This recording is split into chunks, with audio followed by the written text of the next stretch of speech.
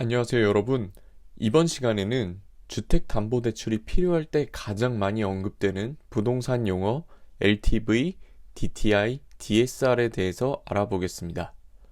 먼저 주택담보대출은 말 그대로 주택을 담보해서 금융기관에 대출을 받는 것을 말합니다. 그리고 이 주택담보대출을 받기 위해서는 LTV, DTI, DSR 등을 통해 대출 비율과 이자 상환 능력을 고려해 대출을 받을 수 있는데, 보편적으로 주택시장이 침체되었다 싶으면 느슨하게 해서 한도를 높여주고, 과열되었다 싶으면 빡빡하게 조여 한도를 낮추는 식으로 조절하고 있습니다. 그럼 이렇게 주택담보대출을 위해 적용되는 LTV, DTI, DSR의 뜻을 하나씩 쉽고 간단하게 설명드리도록 하겠습니다. 먼저 LTV는 주택담보대출 비율을 뜻합니다. 즉, 금융기관이 담보로 잡는 주택에 대해 인정하는 담보 비율입니다. 구체적인 값은 대출 가능 금액을 주택담보 가치로 나눠준 값입니다.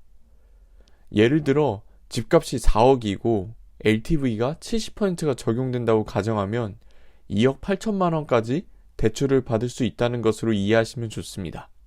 LTV 비율의 경우 정부 정책에 따라 수시로 바뀌고 투기 과열 지역과 조정 대상 지역에 따라 다르게 규제가 되기 때문에 지역에 따라 살펴보실 필요가 있습니다.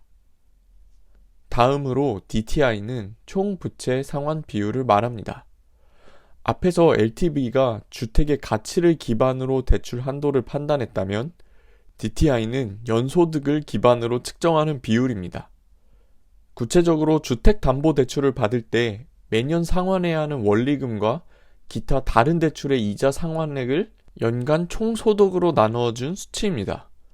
예를 들어 연봉 5천만 원인 사람에게 DTI가 30%가 적용된다면 5천만 원 곱하기 30%, 즉 1,500만 원이 나옵니다.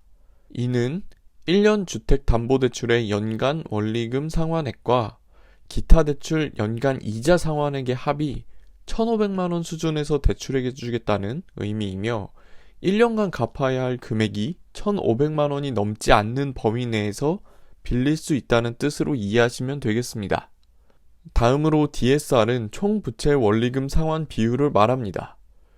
DSR 역시도 DTI와 마찬가지로 연소득을 기반으로 측정하는 비율입니다. DTI와 다른 점은 DTI는 주택담보대출을 받을 때 매년 상환해야 하는 원리금과 기타 다른 대출의 이자 상환액의 합을 연간 소득으로 나누어 줬다면, DSR은 주택담보대출을 받을 때 매년 상환해야 하는 원리금과 기타 다른 대출의 원리금, 즉 원금과 이자의 합산으로 계산되는 비율을 말합니다. 예에서 기타 다른 대출 500만 원 안에 이자만 합쳐지는 것이 아닌 원금까지 합쳐지는 것이기 때문에 기타 다른 대출을 많이 받은 분들은 실제로 DSR을 적용했을 때 더 적은 금액의 대출을 받을 수 있게 되는 것입니다. 결과적으로 이는 보는 내용들이 DTI보다 훨씬 많아지기 때문에 깐깐하고 많은 대출을 받기 어려운 결과를 가져옵니다. 네, 오늘은 LTV, DTI, DSR의 개념과 간단한 예로 어떻게 비율이 적용되는지에 대해 알아보았습니다. 해당 영상에 대해 추가적으로 궁금하신 부분이 있으시다면 댓글 남겨주시면 제가 성실하게 답변 드리도록 하겠습니다. 오늘도 시청해주셔서 감사합니다.